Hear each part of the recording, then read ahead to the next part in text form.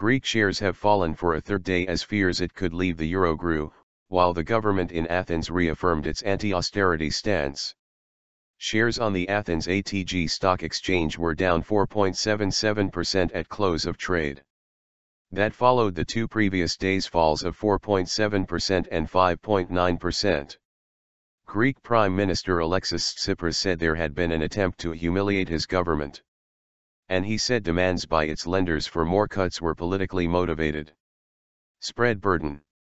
He said he wanted a deal that would end talk of a Greek eurozone exit, but that the mandate we have got from the Greek people is to end austerity policy. In order to achieve that, we have to seek a deal which will spread the burden evenly and which will not hurt wage earners and pensioners, he added. Mr. Tsipras had earlier said the main factor blocking a deal was a difference between its European and International Monetary Fund, IMF, creditors over debt restructuring. The big contradiction is the IMF's presence, which wants measures and a restructuring, whereas, the others want measures but no restructuring. They want an a la carte IMF. Elsewhere in Europe, the FTSE 100 in London was virtually unchanged at 6,710.10, while the DAX in Frankfurt was up 0.54% and the CAC 40 in Paris was up 0.51%. State of denial.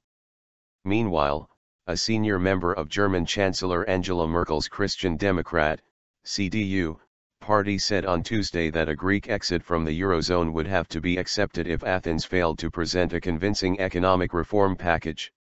Michael Grossbromer, the CDU's deputy floor leader in parliament, said, in the event a solid reform package is not presented, then a Grexit would have to be accepted if necessary.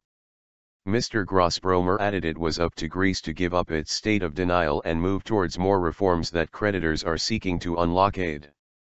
I'm not so sure anymore if the Greek government is really interested in averting damage for the people of Greece, he said.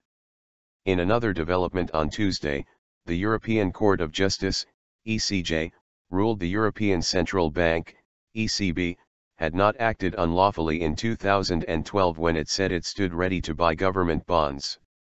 Germany objected to the ECB's announcement of a bond-buying program, despite the fact it was never used, saying it contravened EU law.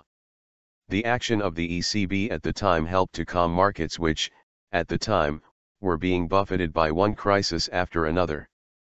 Significant gaps.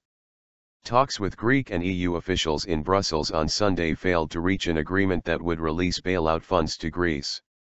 A European Commission spokesman said while progress was made at Sunday's talks, significant gaps remained.